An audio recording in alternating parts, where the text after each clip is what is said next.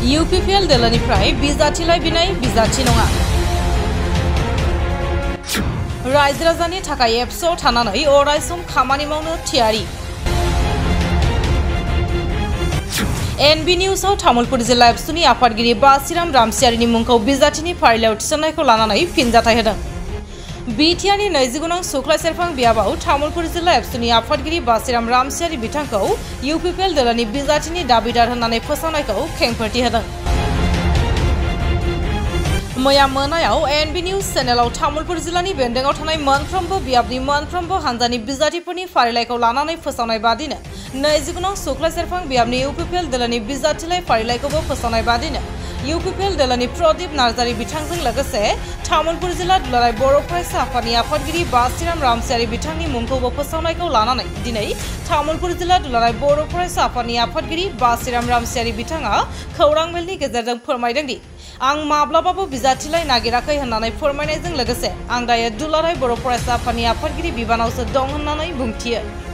दिनैसिम आं UPPL दोलोआव हाबाखै आरो आं रायजो राजानि थाखाय एबसुआव थानानै खामानि मावलांगोन होननानै बुंथिबावदों।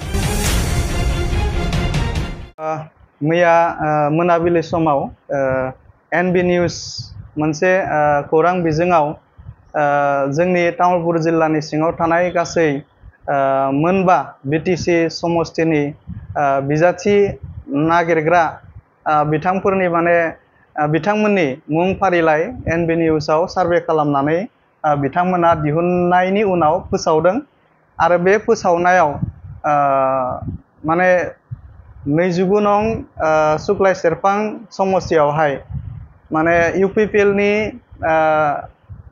बिजाथि नागिरगिरि हिसाबै प्रदीप नार्जारी लोगोसेनो बासिराम बसुमतारी होननाय मुं बेवहाय फोसावनाय नुनो मोनदों आरो बेवहाय आङो तामुलपुर जिल्ला एबसुनि आफादगिरि हिसाबै आंनि मुङा बासिराम रामसियारि।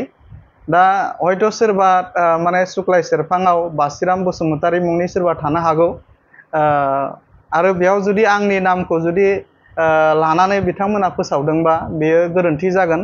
मानोना नैबे समाव आङो तामुलपुर जिल्ला एबसुनि आफादगिरि जानानै दङ आरो आफादगिरि जाना थानाय समाव आङो खुनु खारनाव आङो बबेबा मोनसे राजखान्थि दोलोनि आं बिजाथि आङो नागिरनो हाया आरो दा नैबे समाव एबसुआव खुनु बेबायदि राजखान्थिनि एजेन्डा दुलाराय बर' फरायसा आफादाव बेबायदि गैया। ओंखायनो आङो तामुलपुर जिल्ला दुलाराय बर' फरायसा आफादनि आफादगिरि हिसाबै आङो खावलायगोन जे जाय बिजोङा दिनै आंनि मुंखौ बिथांमोना फोसावदों दा बे फोसावनाया हयथ' आंनाव खुनु सोंनायबो जायाखै, बिथांमोना आंनाव कलबो खालामाखै, अभार टेलिफनबो रायलायनाय जायाखै, आंखौ लोगो हमनानैबो रायलायनाय जायाखै। हयथ' बिथांमोना सार्भे खालामनाय समाव सोरबा आंखौ मोजां मोननाय बबेबा सोरबा बेक्तिनाव हयथ' बिथांमोना सोंफ्लांदों जानांगौ आरो बे सोंनायाव हयथ' आंनि मुंखौ लादों जानांगौ। दा बेखौनो लानानै हयथ' बिथांमोना आंनि मुंखौबो हयथ' नैबे बिजाथि नागिरनाय जि मोनसे लिस्ट बिथांमोना दिहुनदों बेवहाय हयथ' आंनि मुंखौबो हयथ' सोसनदों होननानै आङो सानो। दा जियानो जा नैबे समाव आङो स्पष्ट भाषाजों आङो बुंदों जे एबसुनि आफादगिरि थानाय समाव आं मालाबाबो बबेबा मोनसे राजखान्थि दोलोनि बिजाथि जानानै आं इलेक्सन गेलेनो हानाय आंहा बेबायदि मोन्थाय गैया आरो थानाय नङा।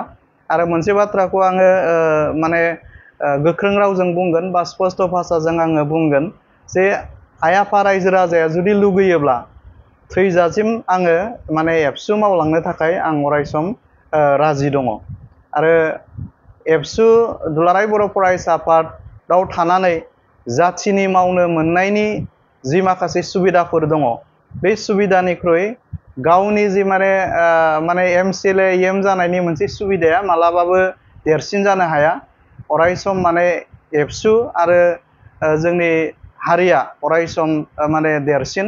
दा ओंखायनो आं एबसुनि आफादगिरि हिसाबै तामुलपुर जिल्ला एबसुनि आङो एबसुआवनो थानानै जाथिनि जोंनि समाजनि जोंनि फरायसाफोरनि जोंनि लाइमोनफोरनि खामानि मावनो थाखाय आङो अरायसम रेडि जानानै दङ आरो अरायसम आङो खामानि मावलांनो थाखाय थाग थियारि जानानै दङ।